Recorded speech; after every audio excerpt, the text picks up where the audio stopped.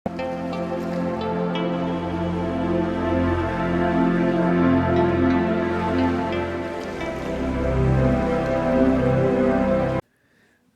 दोस्तों, हम हैं पूर्व जन्म की कहानियों के कथावाचक, past life regression expert, life and leadership coach Hitesh Chhabra. प्यारे दोस्तों, हमारे आज के इस वीडियो के अंदर हम एक 26 वर्ष की आयु की अविवाहित कन्या हैं, उनकी पूर्व जन्म की कहानी आप सभी के सामने प्रस्तुत करने जा रहे हैं। दोस्तों, इन बहन ने हमें पीएलआर कराने के लिए इसलिए अप्रोच किया क्योंकि ये कहती हैं कि भैया बचपन से ही मुझे घबराहट बहुत ज्यादा होती है। घबराहट कब होती है? ये कहती है कि जब भी मुझे किसी परिस्थिति का सामना करना हो या मुझे ऐसा लगे कि मुझे किसी व्यक्ति को कन्फ्रंट करना है, मुझे अपनी बात रखनी है, तो ये कहती है मेरे अंदर एक घबराहट सी रहती है और मुझे लगता है कि दूसरे लोग जितना खुल करके अपनी जो समस्या है वो सामने रख पाते हैं। जैसे मान लो भाई उनको अपने पेरेंट्स को ही बताना है, तो एक जैसे इन्होंने बताया कि भैया मेरे को ना अपने पेरेंट्स को कुछ बताया ही नहीं जाता। वो होते हुए भी मुझे ऐसा लगता है कि मैं अकेली हूँ। मुझे लगता है कि मैं किसको बताऊं, माँ पिता सामने हैं और ऐसा भी नहीं है कि इनके माता या पिता से इनका कोई, जैसे कुछ बच्चे होते हैं उनका थोड़ा अब्यूजिव रिलेशन टाइप होता है, मारपीट होती होती है, ऐसा भी नहीं है। अपनी माता जी की बड़ी लाडली हैं ये, पिताजी भी बहुत स्नेह करते हैं। अच्छा, इनसे अभी ये बहन तो 26 वर्ष की हैं, इनसे एक छोटी इनकी बहन है लगभग 22 वर्ष की आयु की। उसके साथ भी इनका बहुत अच्छा रिलेशन है। ये कहती हैं कि भैया बहन तो मैं बड़ी हूं, लेकिन हमेशा से ही ना, जैसे एक होता है ना कि स्टैंडिंग अप टू बुलीज भी करना पड़ता है आपको स्कूल कॉलेज के अंदर या क्या। कह रही हम बहनें साथ में रही हैं, कह रही मुझसे 4 साल छोटी है, लेकिन हमेशा ना ये बड़ी बहन की तरह खड़ी रही है मेरे साथ में और मुझे बहुत सारी सिचुएशंस के अंदर प्रोटेक्ट किया है। तो ये कहती हैं कि भैया इतना ज़्यादा मेरे पास सहयोग है, मुझे प्रेम करने वाला परिवार है। अच्छा, इनके केस के अंदर एक बात अच्छी है दोस्तों कि इनकी जो पढ़ाई है, इनके घबराहट का जो संस्कार है, इनकी पढ़ाई को ओवर पावर नहीं कर पाया। इन बहन ने क्या कहते हैं कि बैचलर्स के अंदर इन्होंने मैकेनिकल इंजीनियरिंग इन्होंने कर रखी है, फिर उसके ऊपर इन्होंने मास्टर्स ऑफ बिजनेस एडमिनिस्ट्रेशन यानी कि एमबीए भी, एक बहुत भारत के बड़ा कॉलेज है, एमबीए भी कर रखी है। तो पढ़ाई को तो इम्पैक्ट नहीं किया इस परेशानी ने, लेकिन ये कहते कि फिर भी भैया जितना वो एक होना चाहिए ना कि अपनी बात आप रख पाओ, कह रही वो मैं रख नहीं पाती हूँ। तो मैं जानना चाहती हूँ कि मुझे सिचुएशंस को या विशेषकर लोगों को फेस करने में इतनी घबराहट क्यों होती है? मुझे ऐसा क्यों लगता है कि अगर मैं बाहर निकल जाऊंगी, किसी भी नए एनवायरनमेंट में जाऊंगी, मैं एडजस्ट कर पाऊंगी नहीं कर पाऊंगी? मैं बहुत ज़्यादा कॉन्शियस क्यों हूं इस चीज़ को लेकर के? ये बात जो है ये अपने पास्ट लाइफ रिग्रेशन के माध्यम से जानना चाहती थी। अच्छा, फिर इन्होंने बताया कि भैया जैसे इन्होंने कहा कि भैया देखो मैंने ना जॉब किया, अभी तो ये बहुत बड़ी एक व्हीकल मैन्युफैक्चरिंग कंपनी है, वो बड़े बड़े कमर्शियल ट्रक्स बनाते हैं, उनके साथ ये जॉब करते हैं। लेकिन ये कहते हैं इससे पहले एक मेरी इंटर्नशिप भी थी। अभी कहते हैं कि भैया जब मैं जॉब के अंदर गई हूं तो हर जॉब के अंदर एक इंटर्नशिप पहले और एक जॉब अभी, कह रही है हमेशा मुझे इस प्रकार के लोग मिलते हैं जो कि मुझे दबाने का प्रयास करते हैं या मुझे कंट्रोल करने का प्रयास करते हैं। मतलब मुझे ये फील कराने वाले लोग मिलते हैं कि मुझे अच्छा काम करना नहीं आता है, मुझे उनकी सुन के चलना पड़ेगा तब काम अच्छा होगा। जैसे इन्होंने बताया कि जिस समय इनकी इंटर्नशिप हो रही थी, आज से लगभग 2-2.5 वर्ष पुरानी बातें बताती हैं कि भैया मेरा इंटर्नशिप चल रहा था मेरा, और इंटर्नशिप के दौरान ये कहती हैं कि मैंने 2 लोग मेरी टीम के अंदर थे। अब ये कहती हैं कि भैया देखो एमबीए की इंटर्नशिप थी, तो उसमें कुछ ऐसा था कि भी मैं और एक और मेरा फ्रेंड था, हम लोग तो स्टूडेंट्स थे डायरेक्ट, कि पहले बैचलर्स डिग्री ली अब मास्टर्स कर रहे हैं, तो हम तो वो थे। कह रहे हमारे ही साथ ना, हमारे टीम के अंदर हमारे प्रोजेक्ट में एक लेडी थी हमारे साथ जिसकी आयु हमसे 10-12 साल बड़ी थी। तो वो ऑलरेडी एक वर्किंग लेडी थी, उसको कॉर्पोरेट्स का एक्सपीरियंस था, और वो आकर के मतलब उसका ये था कि वो अब एमबीए करना उसने सोचा था। तो वो कह रही एज में बहुत बड़ी थी, लेकिन वो हमारे साथ एमबीए कर रही थी, साथ की स्टूडेंट थी। अभी कहते हैं कि जस्ट बिकॉज वो हमसे 10-12 साल बड़ी है, तो वो ना बहुत ज्यादा रोब जमाती थी हर चीज के अंदर। वो हर चीज के अंदर ना हमें ये बताने का कोशिश करती थी कि तुम बच्चे हो, तुम्हारे को नहीं पता, ऐसे नहीं ऐसे करना चाहिए, ऐसे नहीं ऐसे करना चाहिए। तो हमने थोड़ा सा यहाँ पे बहन को बोला कि बहन देखो, जिसने इतना ज़्यादा काम किया होता है ना इतने लंबे समय तक, तो उनको अनुभव होता है थोड़ा, तो वो लेवरेज कर रहे होंगे। तो इन्होंने कहा कि भैया ठीक है भाई, अनुभव होता है, हम भी रिस्पेक्ट करते हैं उस चीज़ की, हम भी मैच्योर हैं, लेकिन उनका ये था कि वो चाहती थी कि सब कुछ उसके हिसाब से हो। और कहती हैं वो ये हमारे दिमाग में फीड करने में लगी हुई थी, विशेषकर मेरे दिमाग के अंदर, कि अगर उसके हिसाब से हमने ये प्रोजेक्ट नहीं किया तो प्रोजेक्ट फेल हो जाएगा, हमारे को इंटर्नशिप हमारी खराब हो जाएगी, बैड रिकमेंडेशन हो जाएंगे। तो कह रहे अच्छा, कह रहे कि वैसे ना मैं स्टैंड अप नहीं कर पाती हूँ किसी के ज्यादा लोगों के अगेंस्ट। कह रही लेकिन ये जब ये हरकतें करती थी ना, तो मुझे लगता था कि नहीं मैं इसको जवाब दूं। कह रही मैं उसको जवाब वगैरह देती थी, तो कुछ ऐसा हुआ, ये कहते कि भैया वो ना हमारे टीम से तो अलग हो गई, लेकिन फिर ना वो हमारी परमानेंट दुश्मन सी बन गई। वो ना हमेशा पीछे पड़ी रही।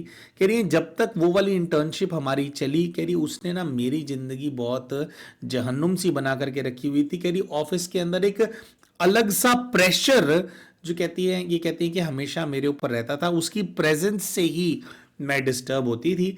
और कह रही है उसकी आंखों में ये दिखाई देता था कि जैसे वो ये कह रही हो कि मेरी बात नहीं सुनेगी तो बहुत गलत हो जाएगा।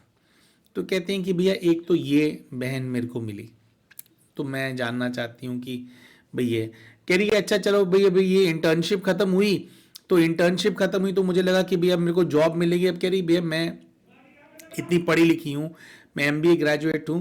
कह रही है अब जब मैं आई हूँ, मैं एक जिस कंपनी का हमने बताया अभी वहाँ पे जॉब करते हैं, तो कह रही है भैया मैं बहुत बड़ी पोस्ट के ऊपर हूँ, लेकिन जो मेरा बॉस है, कह रही है जो मेरा बॉस है, जिस टीम में मैं काम करती हूं, मेरी ही टीम के अंदर है ना एक दूसरी लड़की भी काम करती है जो कि मेरे बॉस की भतीजी है। अब कहती हैं कि वहां पे उससे पीछा छुड़ा करके आई थी वो आंटी से, अब कह रही है यहां पर आकर के ये अंकल और इसकी जो ये भतीजी है, ये मेरे जान जी का जंजाल बन गए हैं। ये कहती हैं कि यहाँ पर जो मेरा बॉस है वो हमेशा प्रयास ये करता है कि जो मेन प्रोजेक्ट्स हैं, जो नीश काम है जिससे रिकग्निशन मिलता है और ये सब, तो वो अपनी वो भतीजी को दे दे, और मुझसे वो ऐसे काम कराता है जो कि मतलब ऑन गोइंग टास्क हैं और इस प्रकार का। तो कह रही है मतलब मैं ना यहाँ पे 2 साल हो गए मुझे काम करते हुए, मैं रिकग्निशन के लिए बहुत ज़्यादा परेशान हो रही हूँ कि भाई मैं इतना काम करती हूँ, इतनी मेहनत करती हूँ, लेकिन ये दोनों मिलकर के ना मुझे सामने नहीं आने दे रहे हैं। कहती है औरों के साथ भी होता है, लेकिन मेरे साथ कुछ विशेष ही होता है, क्योंकि टीम के अंदर काम करने वाली 2 ही लड़कियां हैं, बाकी सब लड़के हैं। एक मैं लड़की हूं, एक ये हमारे बॉस की भतीजी लड़की है। थोड़ा सा हमने यहाँ पे बात करी इन बहन से कि बहन देखो ये तो कॉन्फ्लिक्ट ऑफ इंटरेस्ट का केस होता है भाई, कि आप अगर किसी कहीं पे आप जॉब करते हैं तो आपके रिश्तेदार, आपका कोई पार्टनर जिससे आपका मतलब आप मत जिससे आपकी शादी की हुई है, आपका गर्लफ्रेंड, आपका बॉयफ्रेंड, ये आपके सबॉर्डिनेट्स नहीं होते, ये ऐसा अलाउड नहीं होता, ये अनप्रोफेशनल होता है। तो वो तो क्योंकि उनको काम कराना होता है, और अगर आपके रिश्तेदार होंगे तो वो काम नहीं कराएंगे। तो हमने कहा कि ये आप कंप्लेंट कीजिए। तो ये कहती हैं कि कंप्लेंट क्या करूं भैया, ऑलमोस्ट टॉप मैनेजमेंट के अंदर वो है तो कुछ। तो हमने कहा कि बहन की अगर भाई आपको कंप्लेंट नहीं करना है, आप इसको ऐसे लेकर के चलो कि अभी तो आप काम सीख रहे हो, 26 साल तो उम्र है अभी आपकी, अभी तो काम सीख रहे हो, शुरू के अंदर तो थोड़ी बहुत ऐसी चीजें होती हैं, आप यहाँ पे काम कीजिए, एक्सपीरियंस कीजिए, अगर आपको नहीं समझ में आ रहा आप साइमल्टेनियसली दूसरी जॉब ढूंढिए। तो इन्होंने कहा कि भैया वो तो मैं कर ही रही हूं, लेकिन ये मेरी ग्रोथ रोकने वाले, मेरे को अड़चन पैदा करने वाले लोग बार बार क्यों आ रहे हैं मेरी लाइफ के अंदर। इंटर्नशिप करी तो वहां, फिर यहाँ पे आई तो यहाँ। इन्होंने स्कूल का भी एक कोई किस्सा बताया था, स्कूल में भी एक लड़की थी, थोड़ा उनको परेशान करती थी, हमेशा बुली करती रहती थी। तो थोड़ा सा दोस्तों वैसे जो ये बहन बता रहे थे, हमारे को ये बात समझ में आ रही थी क्योंकि अंदर से ये थोड़ा ज़्यादा घबराते हैं, थोड़ा सा इंट्रोवर्ट नेचर के हैं। इसकी वजह से क्या होता है कि एक प्रकार की बुलिंग या एक प्रकार की नाइंसाफी सबके साथ हो रही होती है, औरों के साथ भी हो रही होती है, बट वो उस बात को आई गई कर देते हैं, दिमाग पे हावी नहीं होने देते। लेकिन इन बहन के केस के अंदर हमारे को दिख रहा था कि हो इनके साथ भी वो रहा है जो जनरली होता है। ऑफिस पॉलिटिक्स होएगी, कोई ना कोई ऐसा होता होगा जो आपको पसंद नहीं करता होगा। ऐसा कोई इंसान नहीं होता जो नौकरी करने जाए या दुनिया में निकले और हर कोई उसको पसंद करता हो। कोई ना कोई तो होता ही है जिसको अंदर ही अंदर खार होती है, आपसे पता नहीं किस वजह से, हिसाब किताब होते हैं पुराने। तो इनके साथ भी वो हो रहा था जो दूसरों के साथ होता है, लेकिन क्योंकि इनको ज्यादा सोचने की आदत है, ज्यादा थोड़ा इंट्रोवर्ट है, ज्यादा अपने अंदर उतारने की आदत है, उसकी वजह से जो है इनको ये चीजें ज्यादा इंपैक्ट कर रही थी, ऐसा हमें समझ में आ रहा था। लेकिन अब तो थोड़ा बहुत हमने बहन को बोला भी, लेकिन फिर भी अब उनके लिए तो परेशानी ओरिजिनल है ना। तो इन सभी चीजों को लेकर के दोस्तों इनका पास्ट लाइफ रिग्रेशन किया गया। यानी कि इंटर्नशिप के अंदर वो 12 साल बड़ी जो लेडी इनके साथ इनको मिली थी, जिसने 6-8 महीने इनको परेशान किया, पिछले 2 साल से ये इनका बॉस और उसकी जो भतीजी जो इनकी ग्रोथ के अंदर अपनी टांग अड़ा करके बैठे हुए हैं उनका, और इनको ये बचपन से घबराहट क्यों होती है, इन तीनों चीजों को लेकर के इनका पास्ट लाइफ रिग्रेशन किया गया। और दोस्तों बहुत खुशी से हम आपको बताना चाहते हैं कि अपने सारे प्रश्नों के उत्तर जो है ये बहन प्राप्त कर पाई थी। तो प्यारे दोस्तों, इन बहन ने अपने पूर्व के जीवन के अंदर क्या देखा, इसके बारे में अभी आप सभी को हम बताएंगे। लेकिन उससे पहले हम शाउट आउट देना चाहते हैं हमारे चैनल के उन सभी व्यूअर्स को जिन्होंने अभी रिसेंटली हमारे चैनल को एज अ मेंबर ज्वाइन किया है। दोस्तों यूट्यूब के ऊपर इनका यूजर आईडी है प्रीति कांत, मानविक मानव और सावित्री साहू। दोस्तों अगर आप भी इन तीनों की तरह हमारे चैनल के मेंबर बनना चाहते हैं और हमारी वीडियोस का अर्ली एक्सेस प्राप्त करना चाहते हैं, इसके साथ साथ उन सेशंस का पार्ट आप बनना चाहते हैं जिनको एक्सक्लूसिवली चैनल के मेंबर्स के लिए कंडक्ट कराया जाता है, तो आप भी हमारे इस वीडियो के नीचे जो ज्वाइन बटन नजर आ रहा है उसका इस्तेमाल करके चैनल की मेंबरशिप के लिए ऑप्ट कर सकते हैं।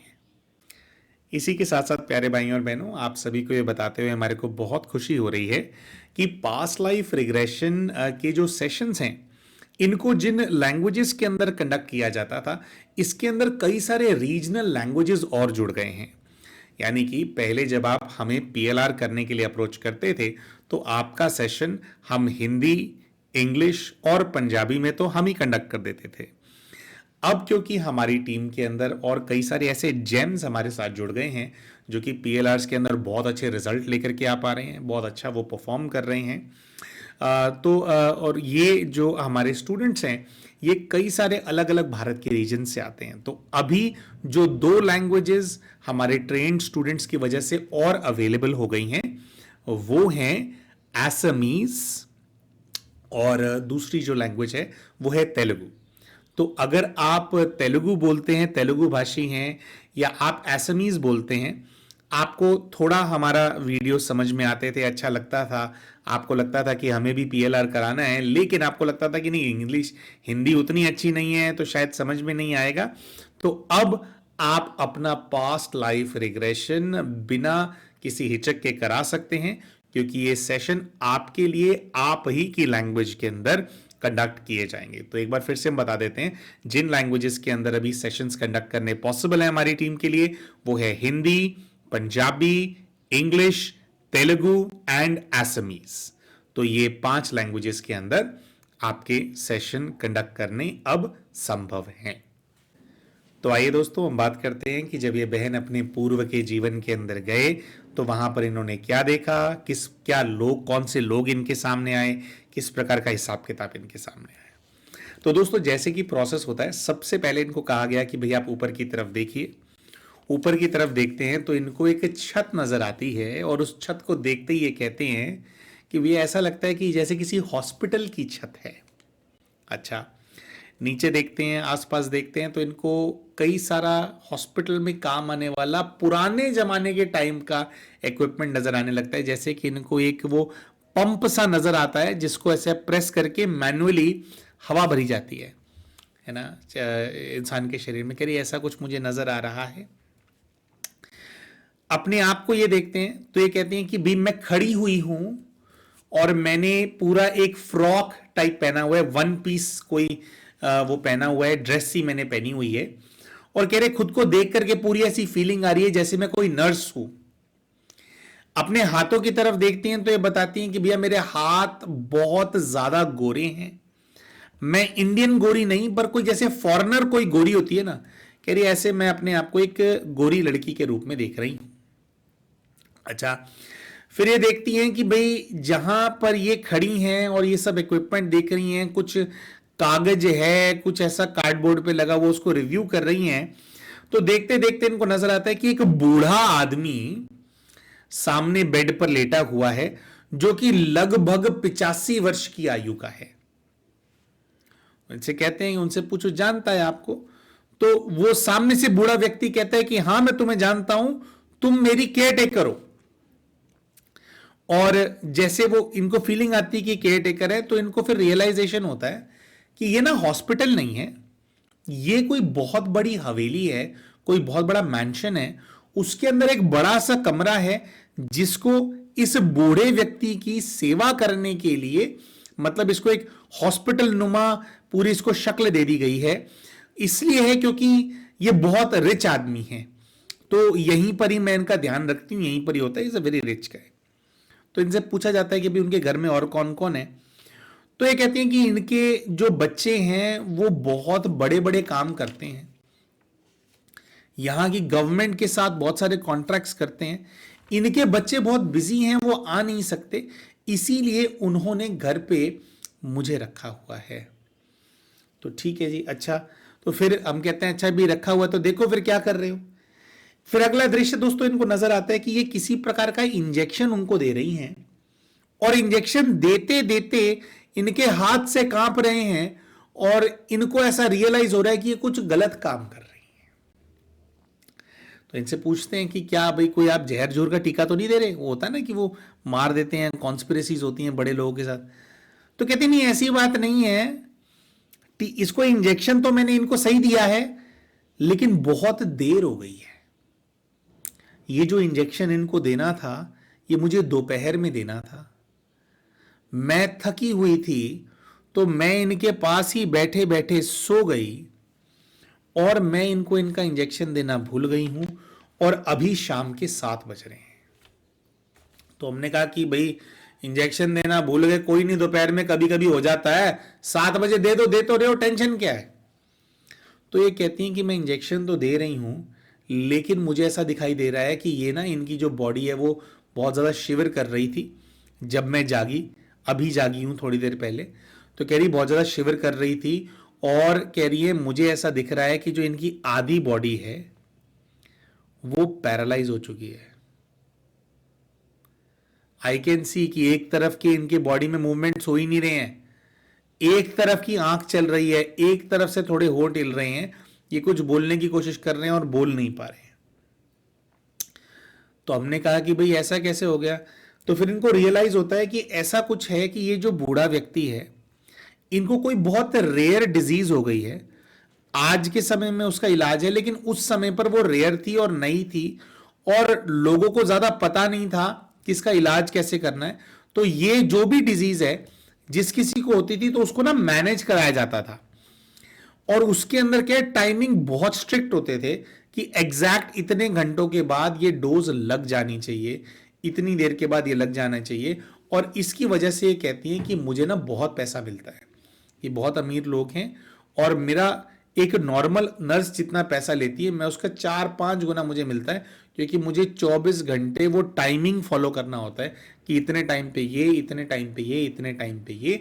अब कह रही है क्योंकि ये 4 घंटे पास्ट हो गए हैं, इसकी वजह से ये पैरालाइज हो गए हैं। अब मुझे नहीं पता ये ठीक हो पाएंगे नहीं हो पाएंगे, क्या है। अच्छा, अब ये दे दिया, ये है। अब इनको आगे का दृश्य ऐसा नजर आता है कि उस ये जो इन्होंने दिया है इनको इंजेक्शन, अब वो तो पैरालाइज हो गए हैं, तो अब बताना तो जरूरी है ना कि भाई ये हो गए हैं।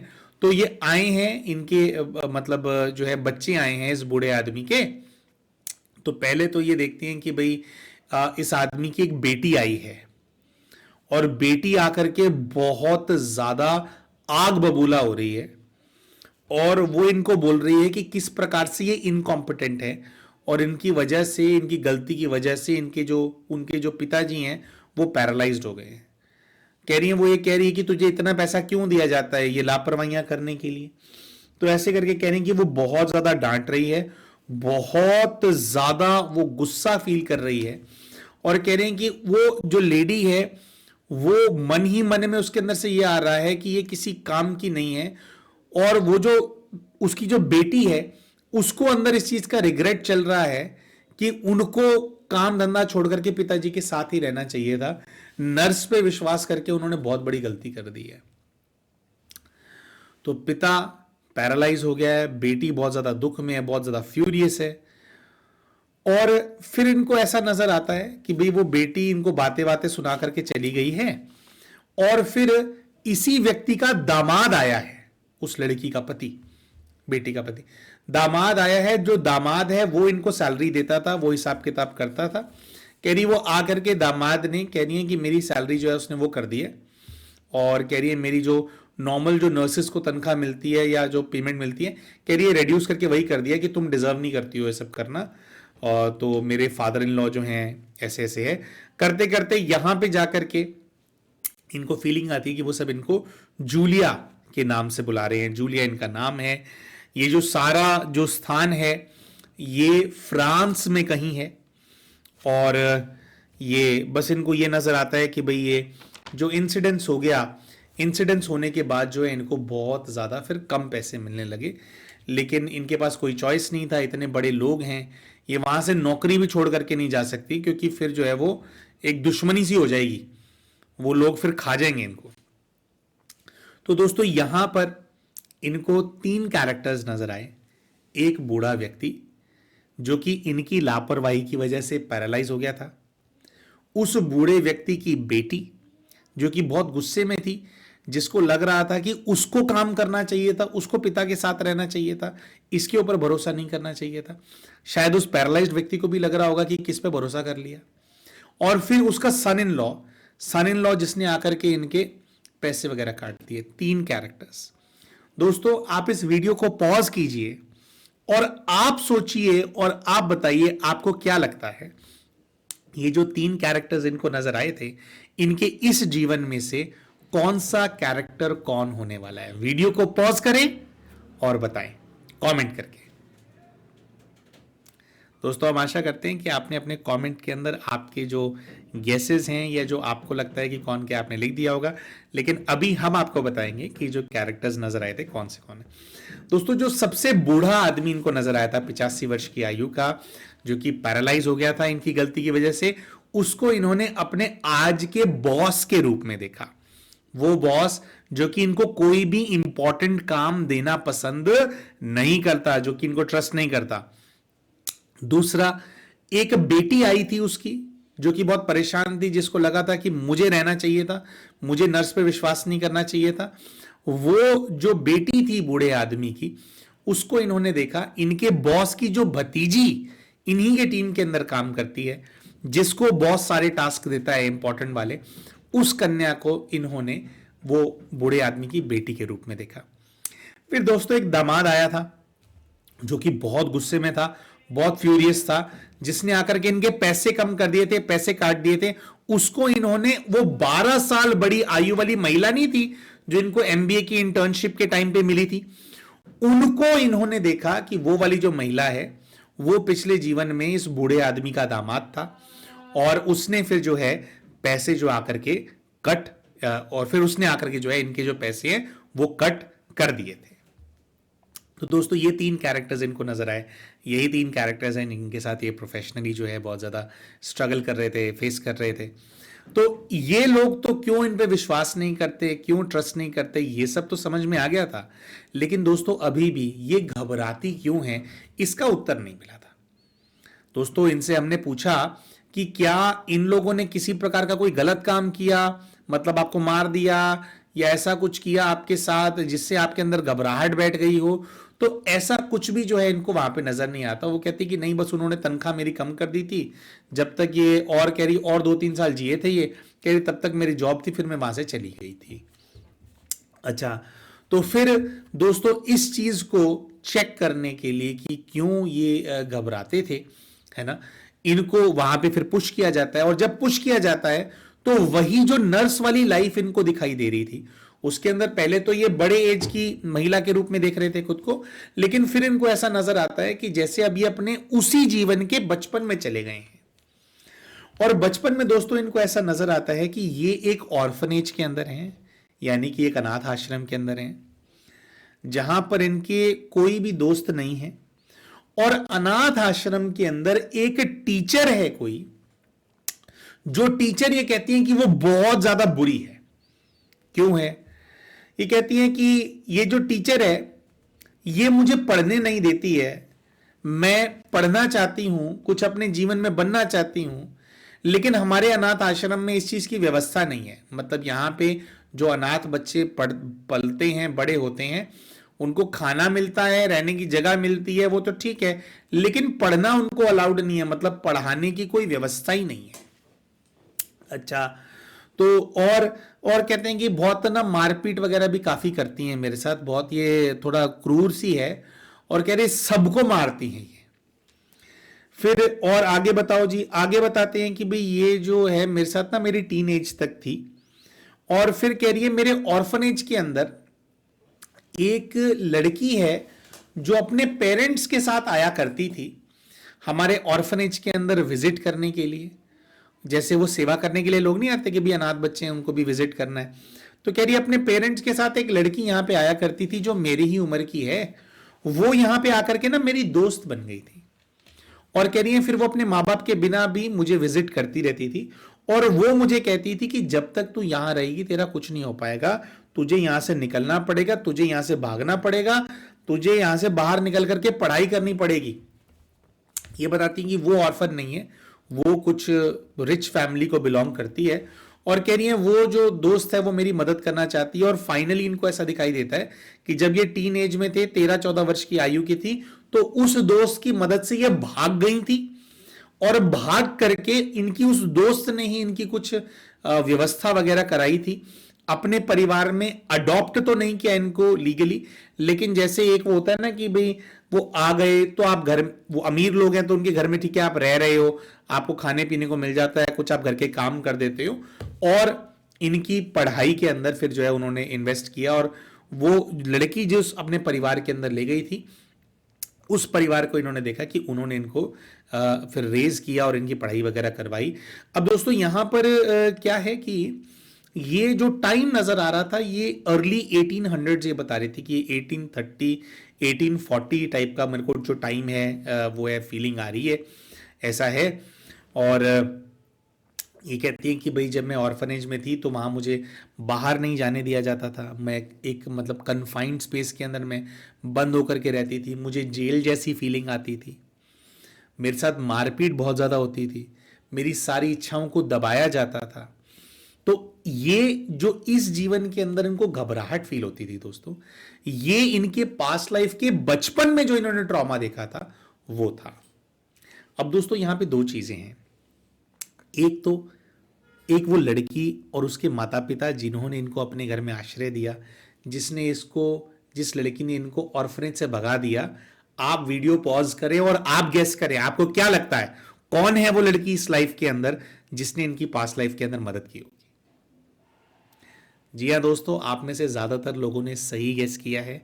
इनकी इस जीवन की जो छोटी बहन है, जो इस जीवन में 4 साल इनसे छोटी है लेकिन काफी इनके लिए रही हैं, वही इनके पास्ट लाइफ में इनकी वो फ्रेंड थी जिन्होंने इनको ऑर्फनेज से बाहर निकलवाया था। और पिछले जीवन में उस फ्रेंड के जो पेरेंट्स थे जिन्होंने इनको अपने घर में आश्रय दिया था, वो इनके इस जीवन के सगे पेरेंट्स हैं। तो कहीं ना कहीं दोस्तों इन आत्माओं का पार्ट ऐसा है कि ये एक दूसरे की सहायता करना चाहते थे। पिछले लाइफ में भी ये इनके परिवार वाले इनकी परिस्थिति से बाहर निकालना चाहते थे, लेकिन शायद बचपन में इतना ज़्यादा इनके साथ हुआ होगा मारपीट और इतना ज्यादा कैद रहने की भावना के अंदर ये थे, जिसकी वजह से वो घबराहट थी। तो इस लाइफ के अंदर जन्म लेने के बाद भी इनके गाइड ने ऐसा बताया था कि अभी भी वो जो एनर्जी है वो अनाथ बच्चे की, वो आप कैरी कर रहे हो। इनके गाइड ने इनकी काफी हीलिंग करी और इनको ये चीज रियलाइज कराई गई कि बच्चे, पिछले जीवन में आप अनाथ थे, लेकिन इस जीवन में आप अनाथ नहीं हो। आपके माता पिता भी हैं, आपकी बहन है, आपका परिवार है, आपके पास सब कुछ है। तो पहले जब दोस्तों, जब इंसान बिल्कुल अकेला होता है ना, तो अंदर से घबराता है कि भी मेरे पास कोई सपोर्ट नहीं है, कोई चीज हो जाएगी, कुछ प्रॉब्लम हो गई तो कौन मेरे को हेल्प करेगा, कौन मेरे को सहारा देगा। तो गाइड ने इनको कहा कि बच्चे, वो समय निकल गया है, आपके पास सारा सपोर्ट है। और दोस्तों, जैसे जैसे ये बहन इस बात को रियलाइज करती जा रही थी कि मैं अनाथ नहीं हूं, वैसे वैसे इन्होंने बताया कि भैया मेरे अंदर से जो घबराहट है वो जाती जा रही है। मुझे ऐसा लग रहा है कि मैं इस चीज़ के ऊपर अब मैं जीत प्राप्त कर रही हूँ और काफ़ी मेरे अंदर स्ट्रेंथ, काफ़ी मैं अपने आप को अंदर से मजबूत महसूस कर रही हूँ। दोस्तों, ये था आज का पास्ट लाइफ रिग्रेशन का केस। हम आशा करते हैं कि केस आपको बहुत पसंद आया होगा। इसी के साथ साथ दोस्तों, एक छोटा सा अपडेट हम आपको हमारे वीडियोस के ऊपर दिख रहे प्रोडक्ट्स के बारे में देना चाहते हैं। दोस्तों, जैसा कि आप सभी जानते हैं कि हमारा जो लाइन ऑफ वर्क है वो नेगेटिविटी से भाइयों और बहनों को बाहर निकाल करके पॉजिटिव लाइफ कैसे वो जी सकते हैं, इसके प्रति प्रेरित करने का है। इसी से जुड़ी हुई सारी सेवाएं हम प्रदान करते हैं।